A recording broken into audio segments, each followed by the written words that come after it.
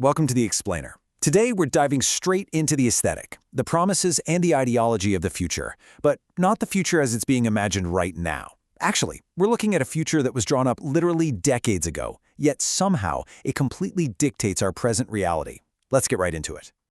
So ask yourself, do you dream of a flying car? Or maybe a robot maid handling all your chores? Or even taking a quick weekend vacation on Mars? I want you to really think about it. Do you actually want these things? Because the reality is, if you do, these dreams were implanted in our collective consciousness a long time ago. We constantly see the latest tech headlines and think, wow, what a groundbreaking, unprecedented vision from today's modern geniuses. But as you'll see, the script we're following was actually written long before most of us were even born. That's right, these aren't actually your original dreams. They are inherited. The classic 1962 animated series The Jetsons didn't actually invent the future. It just aggregated concepts that had been floating around since the 1920s and then packaged them into this highly digestible, super colorful format for kids. And by doing that, it established a recurring ironclad motif that is still dominating Silicon Valley boardrooms today. In this explainer, we're going to explore how that single cultural touchstone proves that our past firmly dictates our present. Section 1. The Jetsons' Utopia Phenomenon. It's kind of wild to think that a cartoon with only 24 original episodes back in 1962 entirely defined our vision of the future. You know, when you picture the Jetsons, you immediately think of those impossible buildings perched way up high in the clouds on skinny stilts. Well, the animators at Hanna-Barbera didn't pull that aesthetic out of thin air. They simply copied the Googie architecture that was incredibly popular right outside their Southern California studio at the time. This style heavily used steel, bright neon, plastic, and these dynamic, sweeping shapes that mimicked rockets and antennas. They literally just took what was right in front of them, the actual architecture of a 1950s roadside diner, lifted it into the sky on stilts, inspired by a 1934 issue of Popular Science magazine, and called it the future. Moving on to Section 2. From flying cars to Mars. This obsession has basically been passed down like a virus. It started way back in 1923 with Hugo Gernsback's proposed two-wheeled helicar. From there, the idea just kept evolving, splashed across magazine covers and Sunday comics year after year. The Jetsons firmly cemented this flying car concept in the minds of millions of kids who were watching it. And guess what happened when those kids grew up? They became the engineers and tech executives of today. So now, every single year, modern startups confidently tell us that flying cars will be a reality soon, perpetually chasing a design they literally saw on television 50 years ago. But reality check time. Despite a century of relentless hype, there was exactly one certified flying car in the entire 20th century. Just one. That was the 1954 Taylor Aerocar. And hilariously, if you actually wanted to fly the thing, you were required to buy both auto and aviation insurance.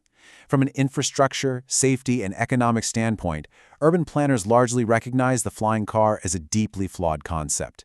Yet the dream violently persists, simply because it was culturally hardwired into us from a young age.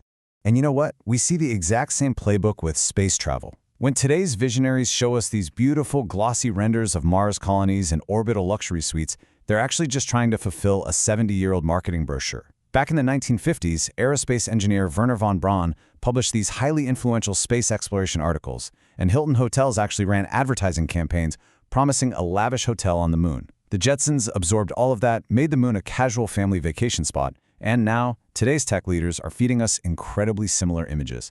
They're basically building the infrastructure for a mid-century fantasy. Okay, let's jump to Section 3. Robots in sports and daily life. So, 1930s magazines actively hypothesized mechanical fighters going up against human champions like Jack Dempsey. It totally captivated the public imagination, this idea of machines performing extreme physical feats.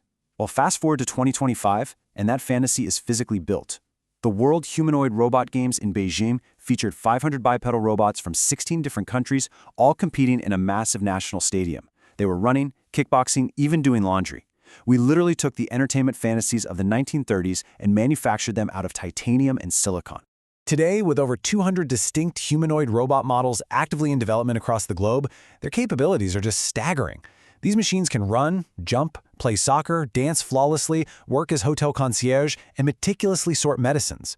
But perhaps most significantly for you and me, they can wash your dishes. The beloved Jetsons robot maid doing the daily chores so you don't have to? Yeah, that's no longer just ink on an animation cell. It's rapidly becoming a literal appliance you might soon buy at your local hardware store. Now for Section 4, the main promise, the end of work. We're pivoting now from the physical gadgets, the rockets and the robots, to the true ideological core of this utopia. Just listen to today's tech leaders like Sam Altman or Elon Musk. They are explicitly promising that artificial intelligence and advanced robotics will create an economy of absolute abundance, which would make the 40-hour grind entirely obsolete. The messaging is unwavering here. In the near future, work will become something you do purely as a hobby, if you even choose to do it at all. But here's the catch. They are really just recycling a 100-year-old economic promise. Look at this. Back in 1930, the massively influential economist John Maynard Keynes predicted that by the year 2030, our biggest societal problem would be figuring out what to do with all our free time. He genuinely believed that technological progress would allow us to easily meet all our needs by working a mere 15 hours a week. So the tech billionaires of today, they're echoing an exact century-old economic thesis. And it wasn't just early economists either. The legendary news anchor Walter Cronkite broadcasted this exact same promised utopia to millions of Americans in 1967. He told his viewers that by the year 2000, we'd enjoy a 30-hour work week and month-long vacations. The Jetsons pushed this concept to its absolute limit, showing the main character working a grueling 3-hour workday, which mostly consisted of just pushing a single button. We are quite literally chasing a 20th century dream of ultimate automated leisure. Which brings us to Section 5, why the utopia didn't come true. Okay, this number is just mind-blowing. The modern American worker is a staggering 270% more productive than their counterpart was in 1962, the very year the Jetsons premiered. We have the supercomputers, the high-speed internet, the supply chain software, the advanced automation. From a purely technological standpoint, the efficiency prediction was entirely accurate. We are absolutely, vastly more capable of producing significantly more economic value in a fraction of the time. But the reality of our leisure time looks very, very different. In the 1960s, the average U.S. vacation was about 9 to 12 days. Today, it has barely moved, sitting right around 11 to 15 days. And because the U.S. lacks mandated paid leave at the federal level, millions of accrued days off go completely unused every single year due to a pervasive culture of vacation guilt. Neutrally speaking, the workforce remains uniquely obsessed with the unfulfilled promise of the Jetsons' leisure lifestyle, simply because they've been handed the futuristic technology, but absolutely none of the free time they were promised right alongside it.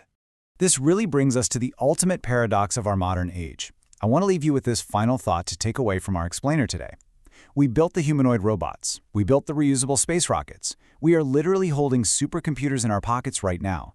Yet we're currently working 40 hours a week, and honestly, sometimes much more than that, to build artificial intelligence that promises to let us work 0 hours a week. So my question to you is, when exactly do we get to clock out? Thanks for joining me on this explainer, and keep questioning the future.